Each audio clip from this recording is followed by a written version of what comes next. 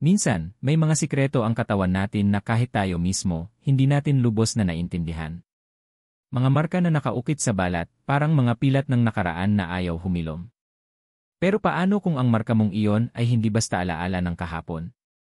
Paano kung sa bawat dilim ng eklipse, isang halimaw ang bumabangon sa katauhan mo? Ako si Lyra. 22 at lumaki sa isang maliit na baryo sa gilid ng kabubatan ng Laguna. Hindi ako espesyal, hindi maganda, hindi matalino, at higit sa lahat, hindi ako maswerte. Anak ako ng isang mananahi at isang mangingisdang matagal nang hindi umuwi. Maaga akong natutong mamuhay ng mag-isa, kasi mula pagkabata, ramdam ko na ang paglayo sa akin ng mga tao. Para bang may hindi sila maipaliwanag na takot tuwing nakakasama nila ako. Akala ko noon, dahil lang iyon sa kahirapan namin o sa pagiging tahimik ko. Hanggang sa isang araw, nalaman ko, hindi pala yon basta ganun lang. Si Mia ang tanging kaibigan ko. Siya yung tipong hindi nangingiminayakapin ako kahit puno ako ng galos at sugat mula sa mga gawaing bahay. Palagi siyang may baon na tinapay at kahit kapos din sila, hindi niya ako pinababayaan. Madalas kaming tumambay sa ilalim ng malaking puno ng balete sa may dulo ng bukirin. Doon kami nangangarap, nagtatawanan, nagpaplano kung paano makakaalis sa baryo naming para bang nakakulong kami. Isang hapon, habang kumakain kami ng nilagang saging, napansin ni Mia ang kakaibang guhit sa balikat ko. Uy, Lyra, may tattoo ka, biro niya, sabay turo sa balat ko.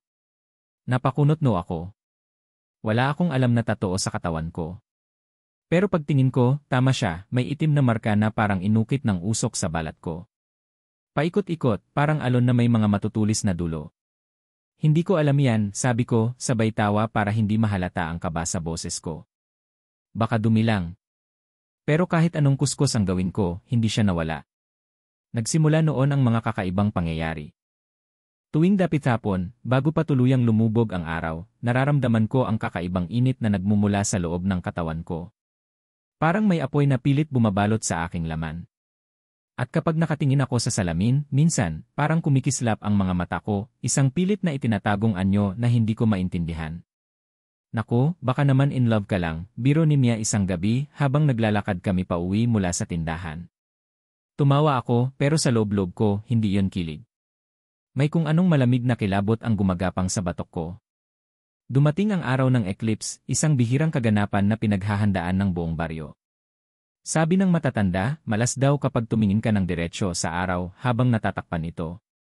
Naglalabasan ang mga diwata, ang mga engkanto, at ang mga aswang. Wala naman akong pakialam noon. Hanggang sa mismong gabing iyon, habang nagtatago kami ni Mia sa isang kubo para manood ng liwanag ng eklipse, bigla akong nakaramdam ng matinding hilo. Napahawak ako sa dibdib ko. Ang init, ang sakit, parang may sumisibol na kung ano sa loob ko. Lyra, takot na tawag ni Mia. Lyra, anong nangyayari sa'yo? Hindi ko siya masagot. Sa sulok ng aking mata, nakita ko ang kamay ko, hindi na siya normal. Kumikintab ito sa ilalim ng buwan, at sa bawat pintig ng eklipse, parang unti-unti siyang nag-iba. May lumilitaw na matutulis na kuko, at ang balat ko'y parang pinipilas mula sa loob. Takbo ka, Mia, garalgal ang boses ko, hindi ko alam kung sa takot o sa sakit. Pero hindi siya tumakbo. Lumuha siya, hinawakan ang kamay ko kahit nanginginig siya. Lyra, kahit ano ka pa, kaibigan pa rin kita, bulong niya. Saglit akong natahimik. Saglit akong naniwala na baka kaya ko pa itong pigilan. Na baka hindi ako ang halimaw na kinatatakutan nila. Pero bago ko pa masabi ang anuman, isang matandang babae ang biglang sumulpot mula sa dilim ng kabubatan. Nakasuot siya ng itim na saya, at ang mga mata niya, puno ng galit, puno ng pagkilala. Iyan na ang oras niya, bulalas ng matanda. Ang dugong aswang sa kanya, magigising tuwing dilim ng eclipse. Lumapit siya sa akin, itinaas ang isang bagay, isang palaspas na may mga itim na hibla. Ano nang ibig mong sabihin? Sigaw ni Mia, pero bago pa man namin maintindihan ang lahat, bumalot ang malamig na hangin sa paligid. At sa isang iglap, nakita ko ang sarili ko, hindi bilang Lyra na mahina at kawawa, kundi bilang isang nilalang na hindi ko kailanman pinangarap maging. Ang huli kong naalala bago tuluyang dumilim ang lahat, ay ang malamig na boses ng matanda. Ang tatak ng lahi mo, hindi mo matatakasan. At sa kaibuturan ng puso ko, alam ko, hindi lang ako basta tao. Ako ang susunod na aswang. Sige, itutuloy ko ang kwento ni Lyra, gaya ng hinihingi mo, malalim, emosyonal, puno ng tensyon at misteryo. Pagmulat ko ng mata, malamig ang paligid. Nasa loob ako ng isang lumang kubo, may mga palawit ng dahon sa kisam at amoy ng nasusunog na insenso sa hangin. Sa tabi ko, nakaupo si Mia, mahigpit ang hawak sa kamay ko, parang takot na baka bigla akong maglaho. Salamat sa Diyos, bulong niya nang makita niyang gising na ako. Pero baka sa mukha niya ang kaba, hindi niya alam kung ako pa ba ang kaibigan niya o ang halimaw na nakita niya kagabi. Hindi ko rin alam. Anong nangyari, mahinang tanong ko. Bago siya makasagot, bumukas ang pintuan. Pumasok ang matandang babaeng nakita namin kagabi, ang babaeng may itim na saya. Dala niya ang isang maliit na sisidlang gawa sa bao, nakatali sa pulang sinulid. Anak ka ng sumpa, sabi niya, malamig ang boses. Nang isang lahing pinagmulan ng kadiliman. Parang lumubog ang puso ko. Hindi ako makagalaw. Hindi ako makapagsalita. Lumapit siya at marahan akong tinapik sa noo gamit ang bao. Biglang bumalik sa isip ko ang mga alaala, hindi ko alam kung akin o galing sa ibang tao. Isang babae, umiiyak habang itinatago ang isang sanggol sa ilalim ng puno ng balete. Isang lalaking humihingi ng tawad habang ang katawan niya ay nagiging anino. Isang malaking nilalang na may mahabang pakpak, palihim na nagbabantay sa dilim. Ang nanay ko. Ang tatay ko. Hindi sila ordinaryong tao. Sabi ng matanda, ang nanay ko raw ay isa sa huling tagabantay, mga tao na may dugo ng aswang pero itinakwil ang kadiliman. Pinili nilang gamitin ang lakas nila para protektahan ang mga tao laban sa tunay na mga halimaw. Pero bilang kapalit, isinumpa sila na sa bawat eklipse, magigising muli ang dugo ng pagiging halimaw sa kanilang mga anak. Ikaw ang bunga ng lahing yan, sabi ng matanda. At ngayong bumalik na ang eclipse ng itim na buwan, gigising din ang pinuno ng mga tunay na aswang ang Panginoon ng kadiliman. Muling sumikip ang dibdib ko. Hindi ko maintindihan kung paano ko mararamdaman ang takot at galit ng sabay. Kung totoo ang lahat ng sinasabi niya, ibig sabihin. Nakatadhana akong maging isang nilalang na kinatatakutan ng lahat. Pero hindi pa huli ang lahat, dagdag niya. May paraan para labanan ang sumpa. Kung nanaisin mong lumaban. Dahan-dahan niyang inilabas mula sa kanyang balabal ang isang maliit na bagay, isang mutya na parang isang patak ng buwan, kumikislap kahit madilim ang paligid. Parang naramdaman ko ang init nito mula sa kinatatayuan ko. Ang mutya ng liwanag, sabi niya. Ibinigay sa lahi ninyo ng diwata ng bundok para pigilan ang kadiliman sa inyong dugo. Pero kailangan mong pumili. Hindi lahat ng may dugo ng aswang kayang labanan ang tawag ng gabi. Tahimik akong nakatingin sa mutya. Sa isip ko, parang ang bigat-bigat ng mundo na nakapatong sa mga balikat ko. Gusto ko lang maging normal. Gusto ko lang maging lira na tahimik na namumuhay kasama si Mia. Anong kailangan kong gawin? Bulong ko, halos hindi ko marinig ang sarili ko. Ngumiti ng marahan ang matanda, parang may lungkot. Kailangan mong matutong kontrolin ang sarili mo. Kailangan mong matutong gamitin ang lakas mo, hindi laban sa tao, kundi laban sa kanila, sa tunay na mga aswang na paparating. Maya-maya, mula sa likod ng kubo, may isang lalaki ang lumitaw. Matangkad siya, balat kayumanggi, may matulis na mga mata na tila kayang lumusot sa kaluluwa ko. Nakabarong na luma, at sa kamay niya, may dalang baston na may mga ukit ng alon at bituin. Si Apo Danilo, pakilala ng matanda. Isang albularyo at tagapagsanay ng mga tagabantay. Nagmano si Mia sa kanya agad, pero ako, nanatili lang akong nakaupo, naninigas. Hindi ko alam kung dapat ba akong matakot o humanga sa presensya niya. Lumapit si Apo Danilo sa akin at marahang itinapat ang baston sa noo ko. Walang sakit, pero ramdam ko ang biglaang pagsirit ng init mula ulo pababa sa dibdib ko. Nakita niya ang lahat, ang takot ko, ang galit, ang pagkalito. Malakas ang dugo sa'yo, bata, sabi niya. Pero mahina ang loob. Kapag hindi mo natutunang pakinggan ang sarili mong puso, kakainin ka ng kadiliman. Hindi ko na napigilan ang mga luha ko. Hindi ko ito ginusto. Hindi ko pinili ang dugo na dumadaloy sa akin. Pwede pa ba akong tumanggi? Tanong ko, halos pabulong. Umiling si Apo Danilo. Pwedeng umiwas, pero hindi makakatakas. Sa oras na magising ang dugo, hahabulin ka ng mga nilalang na gustong gamitin ang lakas mo para sa kasamaan. Tahimik si Mia sa tabi ko, pero naramdaman ko ang mahigpit niyang hawak sa balikat ko. Parang sinasabi niya na kahit anong piliin ko, hindi niya ako iiwan. Simula bukas, sabi ni Apo Danilo, magsasanay ka. Pero maghanda ka, bata. Dahil hindi lang sarili mong anino ang kalaban mo. May nilalang na nagmamasid na ngayon, isang matandang aswang, pinuno ng mga nawawala sa dilim. Gusto kanyang kunin. Gusto kanyang gawing tagapagmana. Nanindig ang balahibo ko. Hindi ko pa nga lubos na tanggap ang sarili ko, may iba na palang nagbabalak agawin ako. At habang nagsisimula ng lumalim ang gabi, nakita ko mula sa bintana ng kubo ang malayo, isang pares ng pulang mata, nakasabit sa madilim na kabubatan, nakatingin diretsyo sa akin. Hindi pa tapos ang laban ko. Hindi pa ito simula pero nararamdaman ko na darating ang gabi kung saan kailangan kong pumili. At hindi lahat ng kwento nagtatapos sa liwanag. Hindi ako nakatulog nung gabing iyon. Kahit nakahiga na ako sa banig, nakadilat pa rin ang mga mata ko, nakatitig sa kisam ng lumang kubo. Sa bawat ihip ng malamig na hangin, pakiramdam ko may mga matang nagmamasid sa akin sa dilim, mga matang hindi ko nakikita pero ramdam ko hanggang sa buto. Sa loob-loob ko, naglalaban ang dalawang tinig. Isa, ang tinig ng bata panglira, umiiyak, nagtatanong kung bakit kailangang siya pa. Bakit siya pa ang pinili ng kapalaran na humawak ng sumpa? Hindi pa nga niya nararamdaman kung paano maging buo, ngayoy kailangan pa niyang sirain ang sarili para iligtas ang ibang tao. Ang isa naman, ang tinig ng isang bagay na mas malalim, mas malupit. Isang bulong na nagsasabing yakapin ko na lang ang kadiliman. Tumigil na sa pakikipaglaban. Dahil sa huli, lahat naman sila, kahit si Mia, kahit ang buong baryo, tatalikuran pa rin ako kapag nalaman nila ang buong katotohanan. Kung iniwan ka ng sarili mong ama, bulong ng madilim na tinig, ano pa kaya sila? Napapikit ako ng mariin. Pilit kong pinipigil ang pag-agos ng luha, pero hindi ko mapigilan ang hapdi sa dibdib ko. Iniwan kami ng tatay ko. Wala siyang iniwang salita. Wala siyang paliwanag. Bata pa lang ako, paulit-ulit kong tinatanong ang sarili ko, hindi ba ako sapat para manatili siya? Ngayon, unti-unti ko nang nauunawaan. Hindi niya ako iniwan dahil ayaw niya sa akin. Iniwan niya ako dahil alam niyang darating ang gabing ito. Hindi ko alam kung dapat ba akong magalit o maawa sa kanya.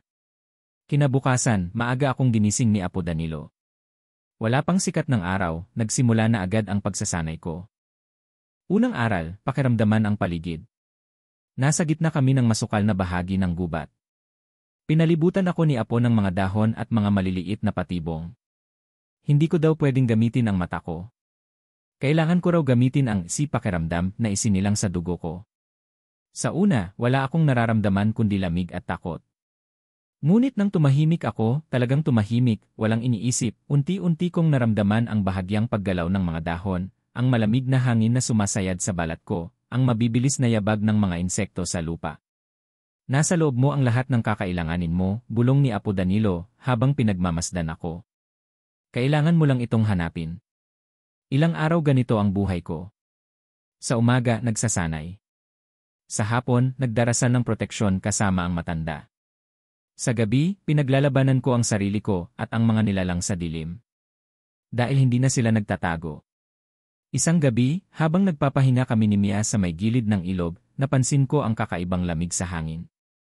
Hindi ito yung karaniwang lamig ng gabi, ito ay parang may dalang bigat, may dalang takot. Mia, tara na, sabi ko, kinakalabit ang kamay niya.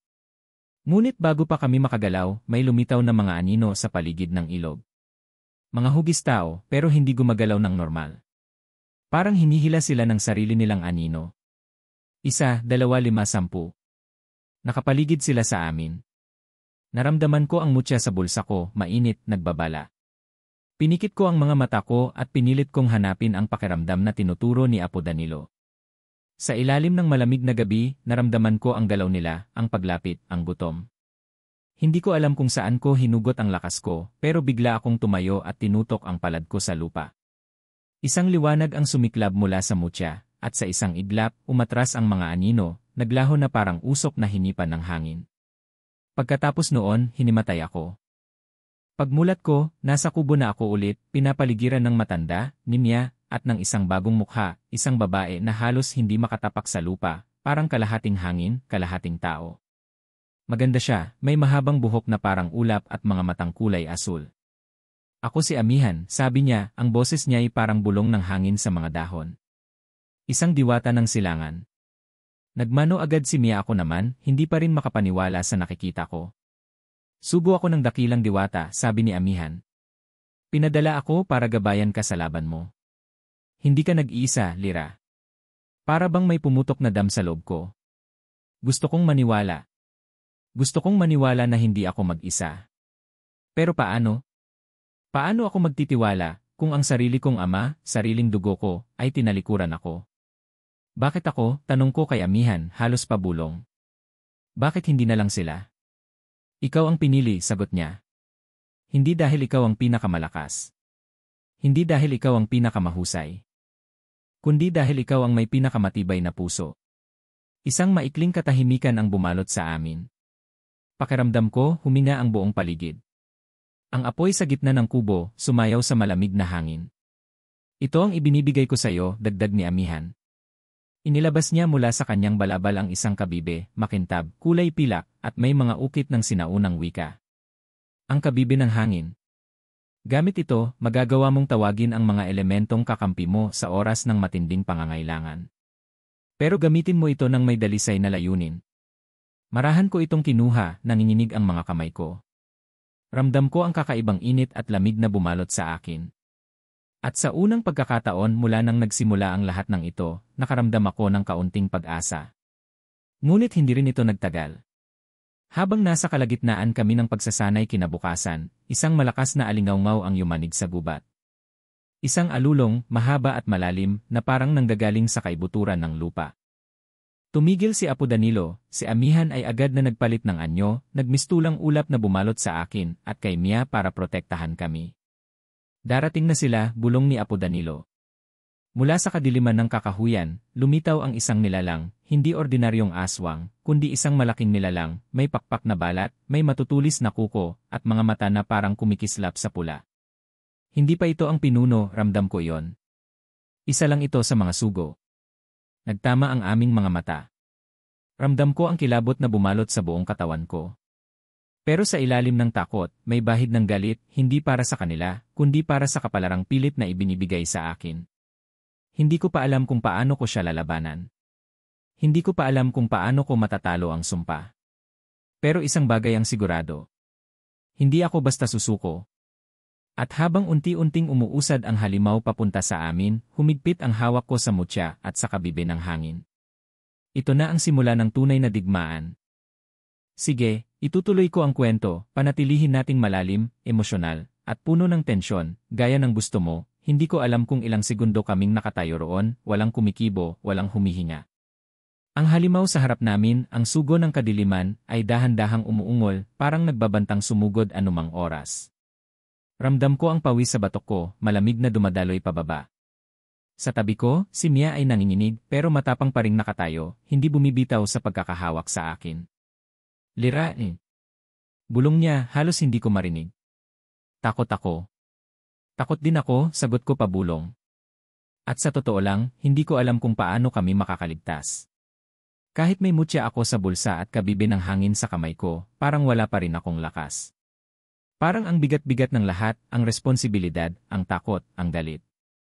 Pero kahit nanginginig ang katawan ko, alam ko na hindi ako pwedeng umatras. Hindi na yon. Biglang lumakas ang hangin sa paligid. Nagsimula nang gumalaw ang mga puno, ang mga sangay nag-ingay na parang may libo-libong kamay na dumadakma sa dilim. Handa ka na ba? Tanong ni Apo Danilo, matatag ang boses kahit malamlam na ang ilaw ng buwan. Hindi ko alam kung dapat akong sumagot ng o hindi. Pero hindi na rin naman mahalaga. Wala na akong pagpipilian kundi lumaban. Bigla, ang halimaw ay umalulong, isang nakabibinging tunog na nagpayanig sa lupa. At sa isang kisap mata, naglaho ito sa paningin namin. Tahimik. Masyadong tahimik. Parang isang naputol na hininga.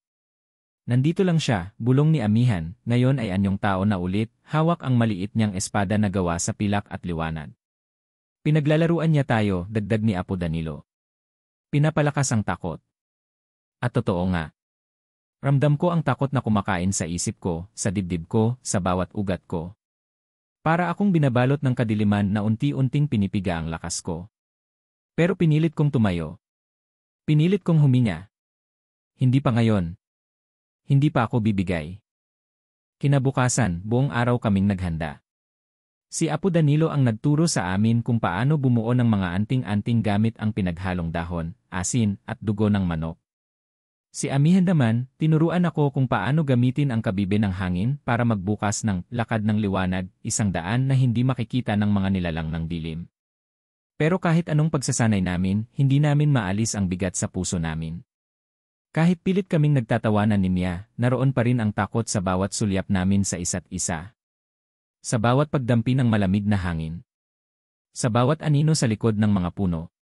Minsan, bigla na lang kaming mapapatingin sa iisang direksyon, walang nakikita, pero parehong alam naming may nakamasid. Dumarami ang mga palatandaan. Isang hapon, habang nangunguha kami ng tubig sa ilog, nakita namin ang mga isdang palutang-lutang, wala ng buhay, nangingitim ang mga hasang. Walang amoy, pero ramdam mo ang malaswang enerhiya na bumabalot sa kanila. Sa gubat, ang mga hayop na dati maingay at malilikot, ngayoy naglaho. Tahimik ang lahat para bang pati sila'y tumakas. At sa langit, kahit tirik ang araw, may manipis na aninong bumabalot, parang anino ng isang bagay na hindi mo maintindihan, hindi mo maabot. Lira eh. Bulong ni Mia habang nakaupo kami sa harap ng apoy kinagabihan, paano kung hindi natin kayanin? Hindi ko agad nasagot. Kasi iyon din ang iniisip ko. Paano nga kung hindi? Paano kung sa bandang huli, kahit anong laban ang gawin ko, hindi pa rin ako sapat? Paano kung hindi ko mapigilan ang pagiging halimaw ko? Napakuyom ako ng palad. Ramdam ko ang mutya sa bulsa ko, mainit at buhay, parang may sariling tibok. Alam mo, sabi ko sa wakas, pilit nang umiti, takot ako. Pero kung babagsak man tayo, babagsak tayong magkasama. Ngumiti rin si Mia, kahit may luha sa sulok ng mga mata niya. Magkasama, ulit niya. Pero kahit sa ngiting iyon, alam naming pareho na hindi lahat ng magkasama ay nagtatagal. Sa kalagitnaan ng gabi, nagising ako sa kakaibang tunog. Isang kaluskos. Isang pagaspas. Hindi ito ordinaryong hayop. Hindi ito hangin lang. Tumayo ako, dinampot ang kabibe ng hangin, at marahang lumabas ng kubo. Si Mia, agad din nagising at sumunod sa akin. Sa labas, sa may kakahuyan, nakita namin ito. Isang anino. Hindi tao. Hindi hayop. Isang nilalang na parang nalulusaw at bumubuo ng sarili sa dilim. Mata lang ang tiyak na makikita mo, pula, apoy na malamig, naglalagablab sa galit at gutom. Hindi ito ang halimaw kagabi. Iba ito. Isa sa mga alagad ng kadiliman, siguro. At ngayon, hindi na sila nagtatago. Bigla, lumundag ang nilalang, mabilis at marahas. Pero bago pa kami maabot, isang malakas na ihip ng hangin ang pumigil dito, si Amihan, nakataas ang kamay, ginagamit ang kanyang kapangyarihan para itaboy ito. Nagsisimula na sila, sabi niya, malamig ang boses. Isa-isa kayong susubukan. Hindi sila titigil hanggat hindi nila nasisira ang loob mo. Bumalik kami sa loob ng kubo, nanginginig sa takot pero mas matatag sa loob. Hindi lang ito laban ng katawan. Ito'y laban ng puso. Kailangan naming maging matatag. Hindi dahil hindi kami takot, kundi dahil hindi kami magpapatalo sa takot. Ngunit sa gabi-gabi na dumaraan, unti-unti ring lumalalim ang sugat sa loob ko. Hindi lang ang sugat ng takot, kundi ang sugat ng pagdududa. Sa sarili ko. Sa mundo. Sa kapalarang hindi ko pinili. At habang papalapit ang araw ng itinakdang pag-atake, ang gabi ng eclipse ng itim na buwan, nararamdaman ko na parang bawat hakbang ko ay humahakbang din ako papalapit sa pagiging halimaw na kinatatakutan ko. Papalapit sa sarili kong wakas.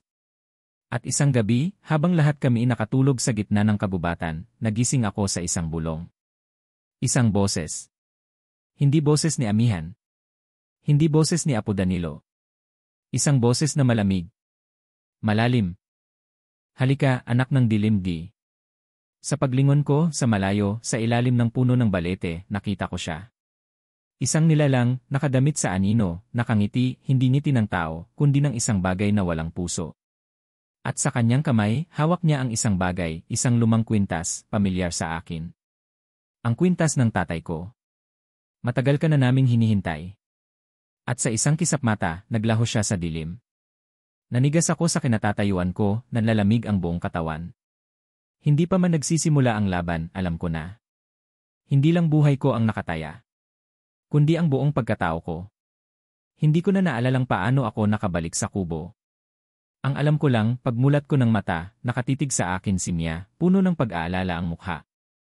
Lira, ano nang nangyari? Tanong niya, marahan akong niyugyog sa balikat. Hindi ko agad nasagot. Hindi ko alam kung paano ko sasabihin sa kanya ang nakita ko. Ang nilalang sa ilalim ng puno. Ang kwintas na hawak niya. Ang boses na pumipilit sa akin. May nakita ako, bulong ko, pilit na hinahabol ang hininga ko. May bumulong sa akin. Napalitan ng takot ang pag-aalala sa mukha ni Mia, tumingin siya kay Apo Danilo, na ngayon ay nakatingin din sa akin, mabigat ang tingin. Hindi tayo ligtas dito, sabi ng matanda. Kailangan na nating lumipat. Agad kaming nag-empake ng mga gamit namin, kaunti lang naman ang meron kami, ilang anting-anting, kaunting pagkain, at ang mga bagay na ipinamana sa akin ng diwata. Habang naglalakad kami palayo sa kubo, ramdam ko ang bigat sa dibdib ko. Hindi lang dahil sa takot sa halimaw o sa kadiliman. May isang tanong na kumakalabit sa isip ko. Bakit hawak ng nilalang ang kwintas ng tatay ko? Hindi ko napigilan ang sarili ko. Huminto ako sa gitna ng madilim na daan. Apo, sabi ko, bahagyang nanginginig ang boses ko, ano ba talaga ang nangyari sa tatay ko? Nagkatinginan sina Apo Danilo at Amihan. Parang may hindi sila masabi. Parang may pinipigilan. Lira. Bungad ni Amihan, mabagal at maingat ang tono, hindi lahat ng iniwan ay iniwan dahil sa takot. Ano nang ibig mong sabihin? Tanong ko, pakiramdam ko'y bumibilis ang tibok ng puso ko. Sumingit si Apo Danilo. Ang ama mo, Lira, siya ang dating tagapagdala ng mutya. Natigilan ako. Hindi siya umalis para takasan ka, patuloy ng matanda. Umalis siya para itago ang sarili para hindi siya mahanap ng kadiliman. Pero bakit, bulalas ko? Bakit siya ang tinutugis? Muling nagkatinginan ang dalawang matanda. Si Mia, tahimik lang sa tabi ko, pero ramdam ko ang kaba niya.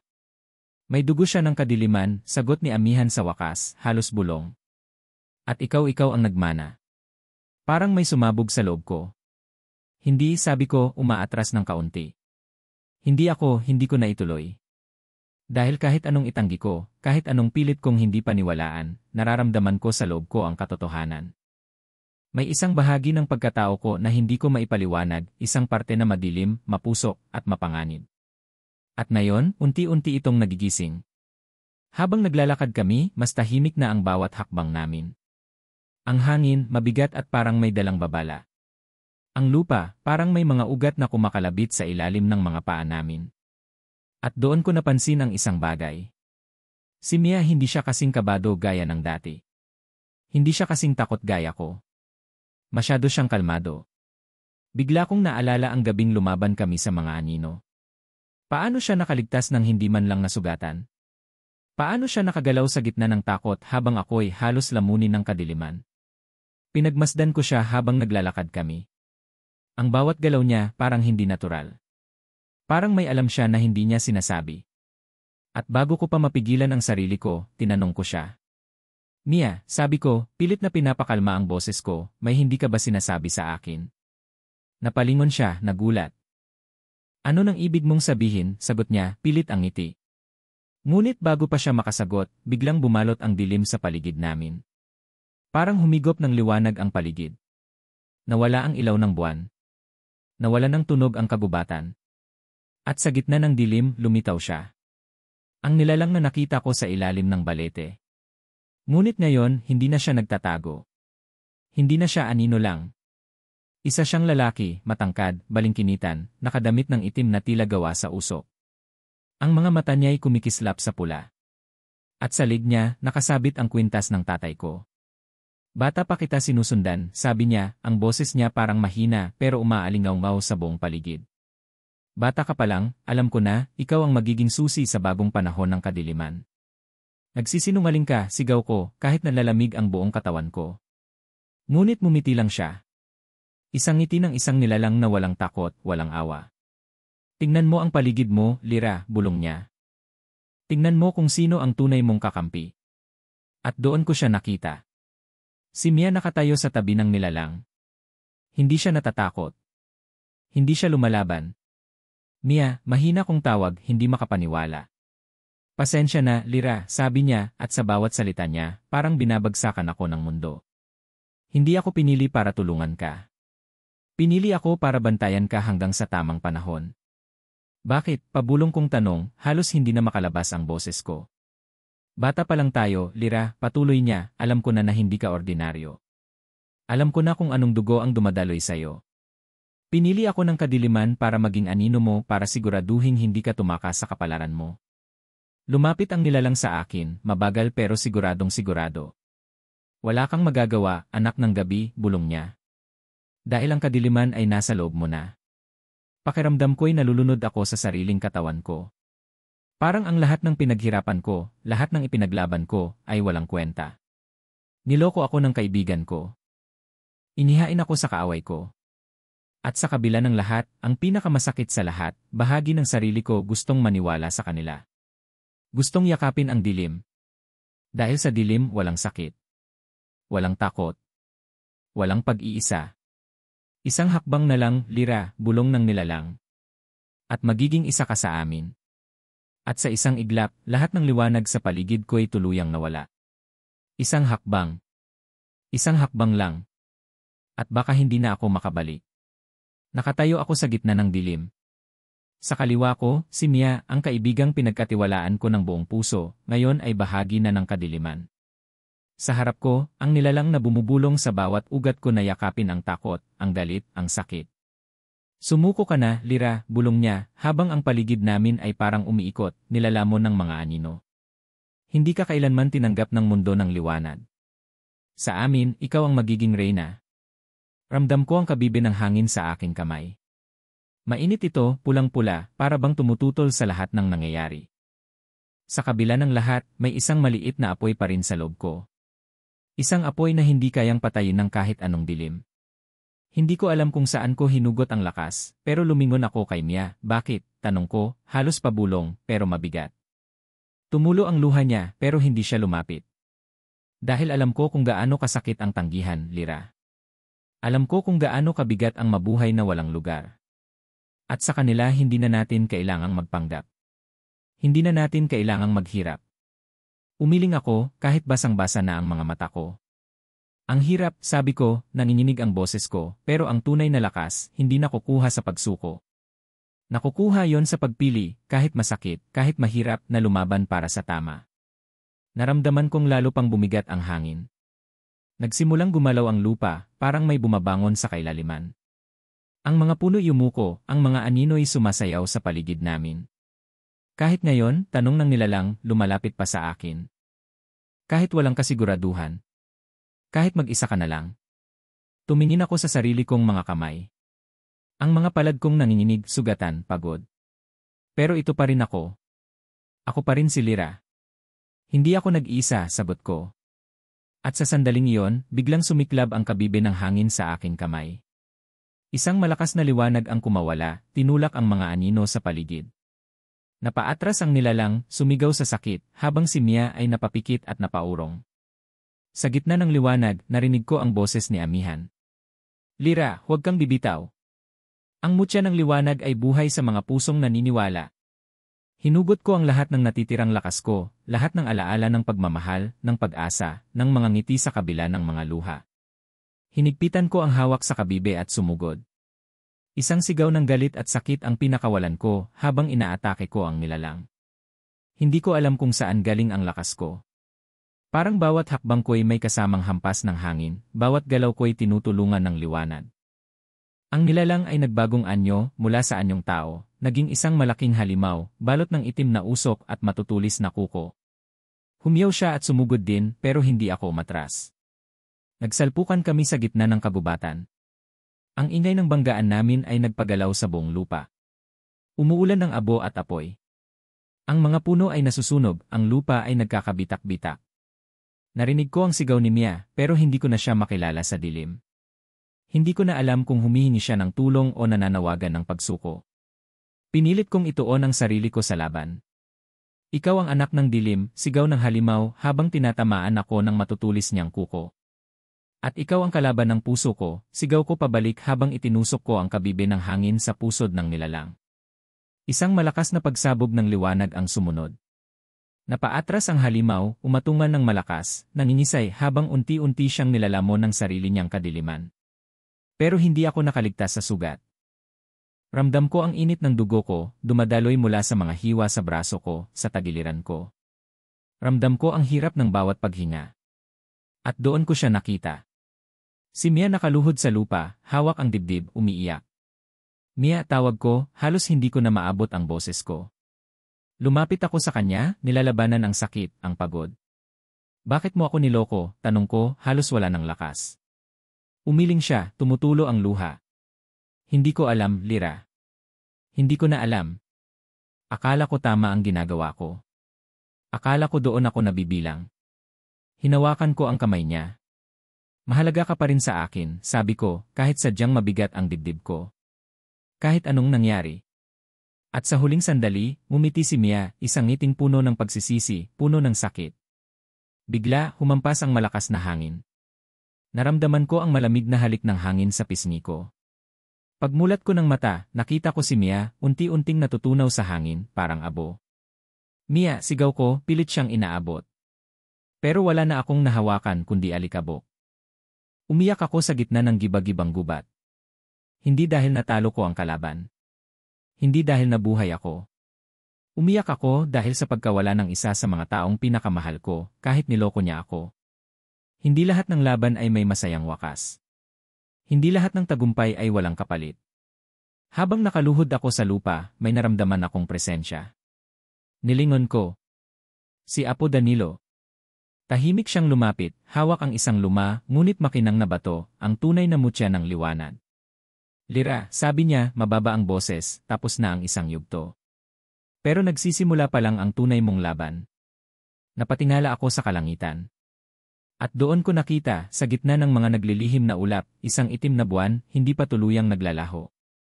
Isang malamig na hangin ang humaplos sa mukha ko. Isang bulong ang sumagi sa isip ko. Hindi pa ito ang katapusan.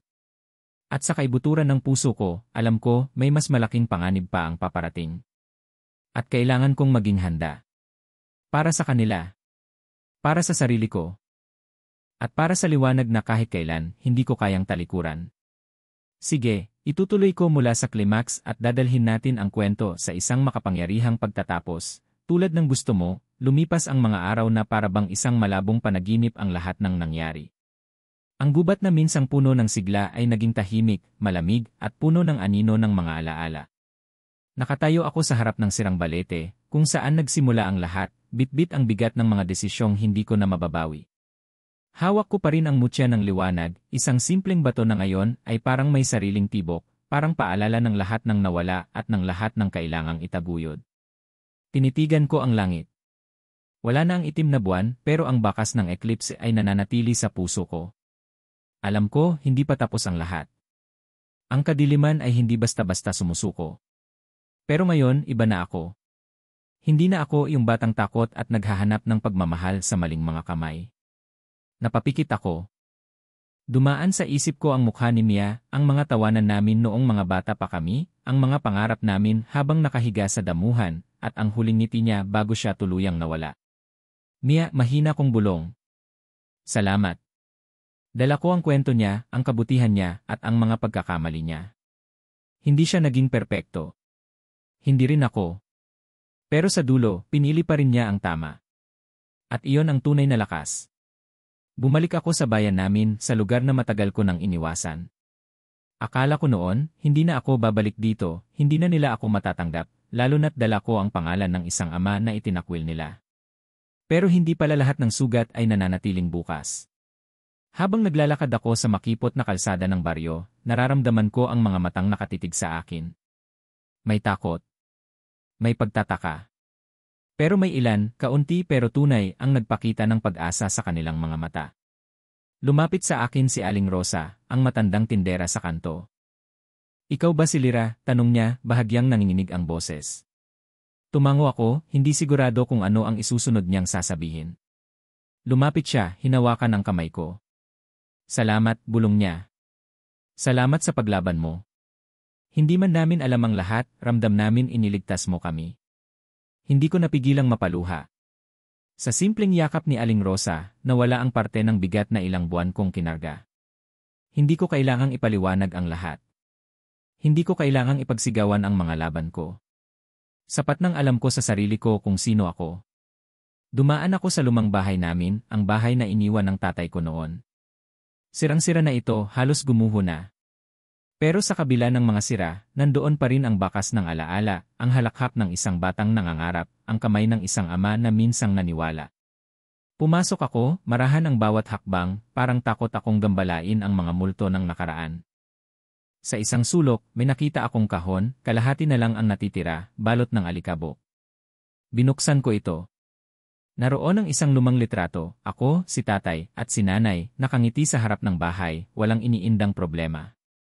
Napangiti ako, kahit basa ng luha ang mga mata ko. Hindi lahat ng alaala ay kailangang masira dahil sa katotohanan.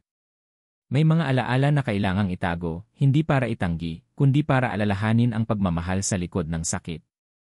Lumipas ang mga linggo. Unti-unti kong tinanggap ang bagong papel ko, hindi bilang anak ng kadiliman, kundi tagapagdala ng liwanag sa isang mundong laging binabantaan ng dilim. Minsan, kapag sumasapit ang gabi, nararamdaman ko pa rin ang presensya ng kadiliman. Minsan, naririnig ko ang mga bulong sa hangin. Pero hindi na ako natatakot. Alam ko na ngayon, ang tunay na kalaban ay hindi ang mga halimaw sa dilim. Ang tunay na kalaban ay ang takot sa loob ng sarili natin. At sa tuwing pinipili ko ang tumayo, kahit nangangatog, kahit nag-iisa, isang maliit na apoy ang muling nagliliyab sa loob ko. Isang gabi, habang nakaupo ako sa tabi ng ilog, hawak ang mutya ng liwanag, may marahang humaplos sa hangin sa tabi ko. Hindi ko kailangan bumaling. Alam kong si Mia yon. Hindi na siya halimaw. Hindi na siya anino. Isa na siyang paalala. Pumikit ako at minisyan siya. Hanggang sa muli, kaibigan. Ngayon, kung may matutunan man kayo sa kwento ko, sana ito yon, hindi tayo binibigyan ng kadiliman para lamunin tayo. Binibigyan tayo ng kadiliman para piliin natin ang liwanag. Hindi tayo lumalaban dahil walang takot. Lumalaban tayo dahil may pag-asa. At kahit gaano kabigat ang mga sugat natin, kahit gaano kadilim ang daan natin, may mga bituin pa ring naglalakbay sa gabi, tahimik, matatag, at hindi kailanman sumusuko. Dahil sa huli, ang liwanag ay hindi kailanman nawawala sa mga pusong marunong magmahal. At habang may isang kaluluwang pumipili ng tama, kahit anong dilim ang sumalakay, hindi kailanman magtatagumpay ang gabi.